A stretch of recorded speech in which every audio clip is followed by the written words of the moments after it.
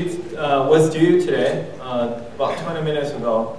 So I will go over a particular design with you. Keep in mind that this is not the only design possible. Okay? But that being said, your design should not differ too much from this. Okay? I will go over, while I'm going over this, I will kind of highlight a few points where your design might slightly differ from this particular approach. Okay? But in general, the structure should be somewhat similar to what we have here. Okay? So let me enlarge this.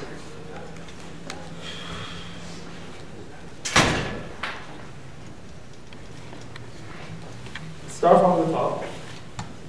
So obviously, you will have a user entity to model any user object in your system. And user is of two types.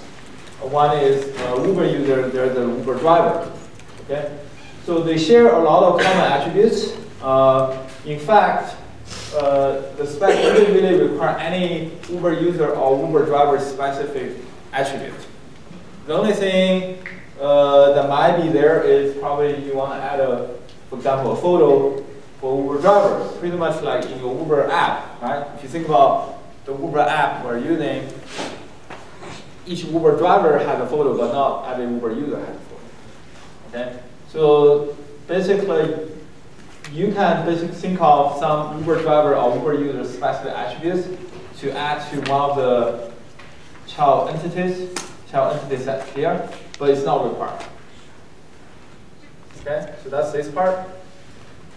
And a Uber user may declare another user as trusted, so that the comments, feedbacks, and recommendations from those users bear a little bit more weight than other users. So that's a relationship that connects a Uber user entity back to another Uber user entity. Okay, so that's that. And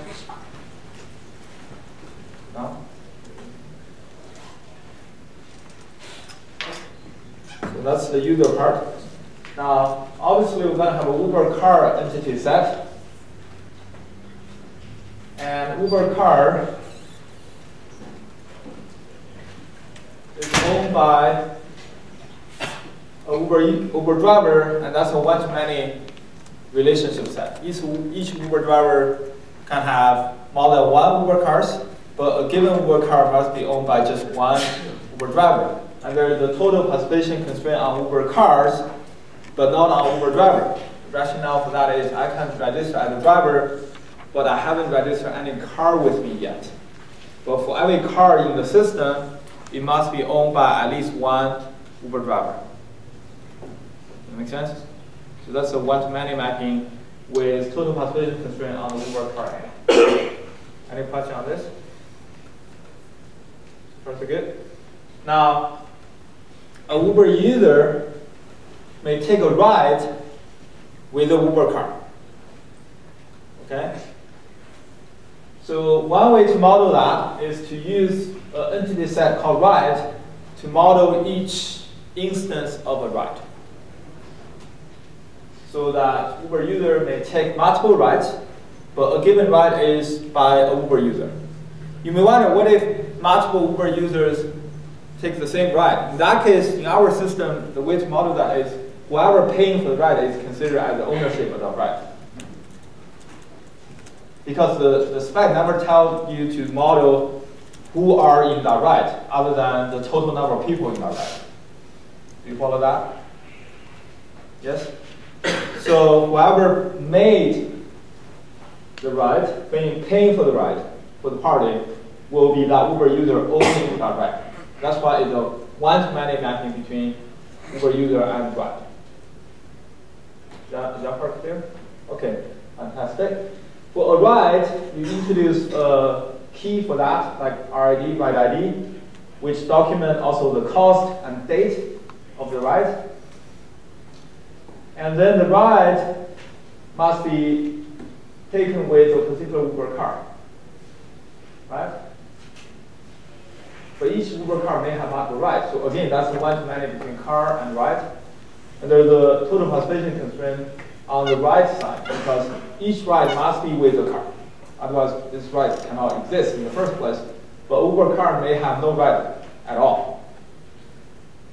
And for each ride, we need to document the start time and end time. That from and to, with this with relationship that is the time. Of course, you can also additionally to the time, additionally document the start address and end address, the location of the ride. But that's not required by the spec.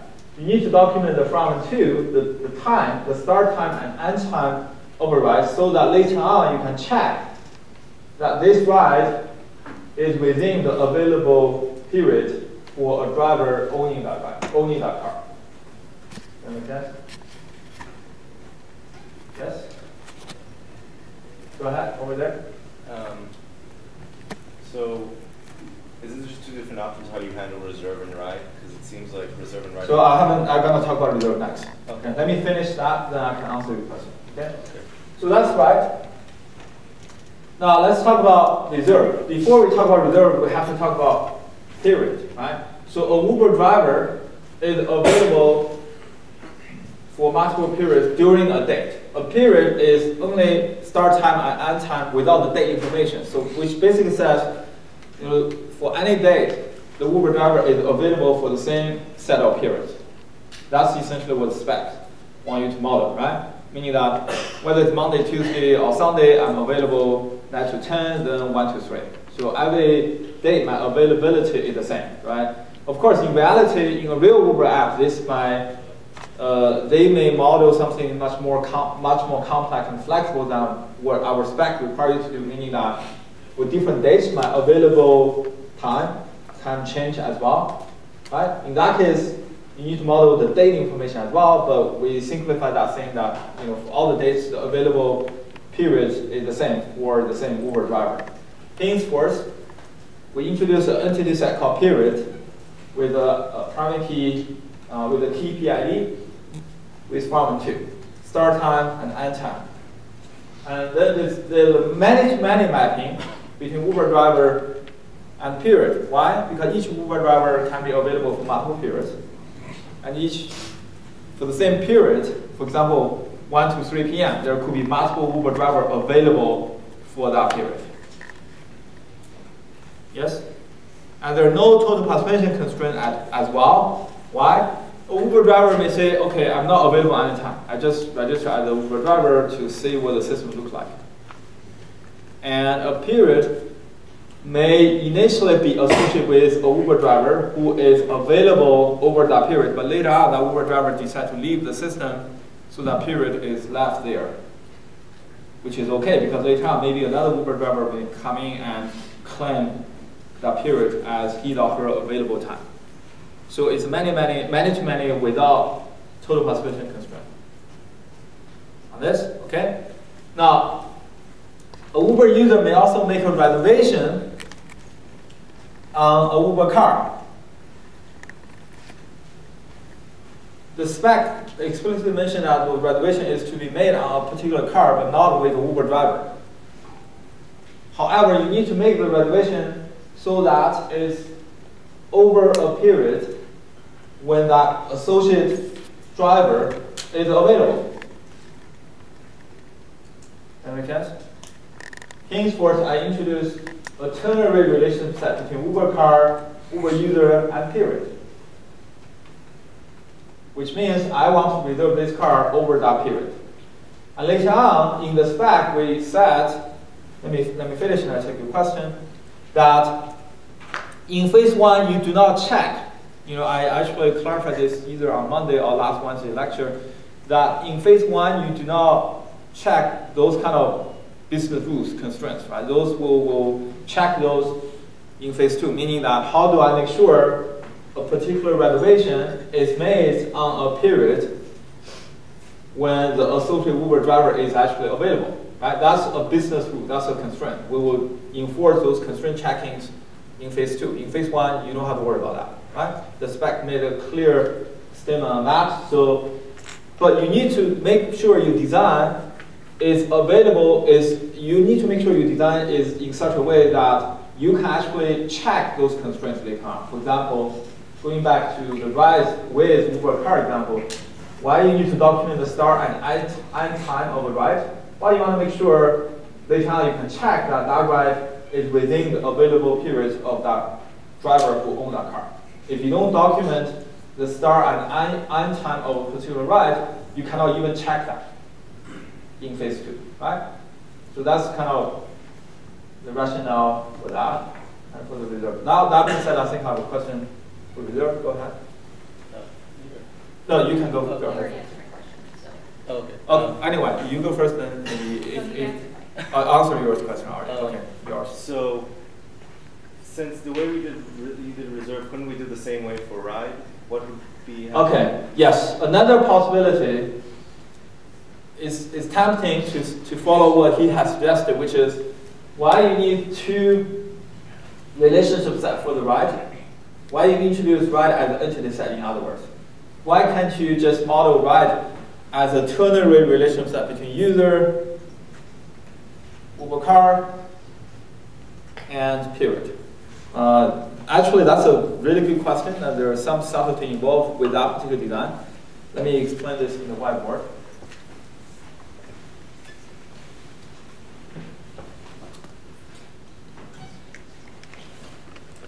Okay, so another possible design that you can try is the following, right? So you have, everything else stay the same, okay? So I could just gonna reproduce that part concerning his suggestion, right? So you have Uber car, Uber user. So I'm gonna ignore the attribute, okay? Just gonna reproduce the entity set. So the suggestion is to say, okay, instead of introduce ride as an entity set, I'm gonna model a ride as a relationship set.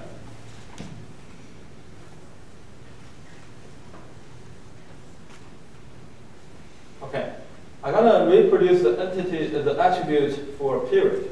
So that's important for this discussion.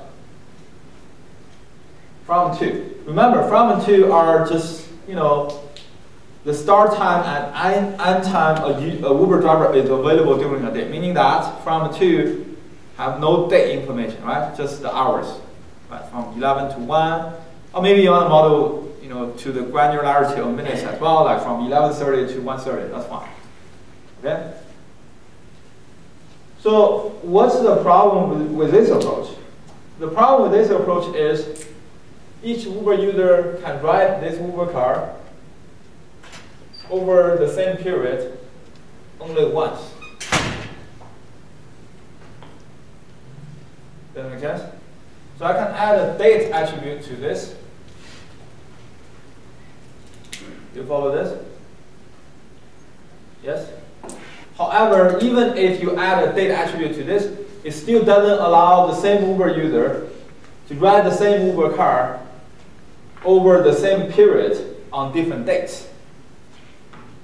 Okay, why that? Because, so this is the Uber user, this is the Uber car, this is the period.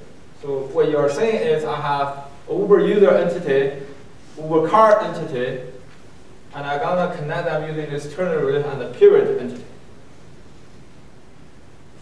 Okay, just as in the binary relationship set instance, like the employee worked for the department over different periods. Remember that example? You cannot, once you have this, you cannot introduce a second relationship between the 3 same entities. Even if you add an attribute to the date, even you add an attribute date to the right relationship set, it still doesn't allow you to connect the same 3 entities more than once. So what you're saying is the same Uber user, you can still ride, by the way, this design still allow the same Uber user to ride the same Uber car multiple times, just at different periods.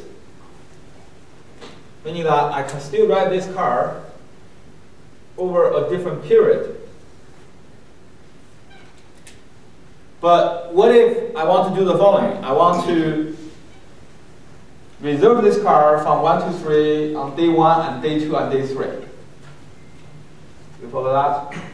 Then this design is not able to support that unless you make date part of your period entity set.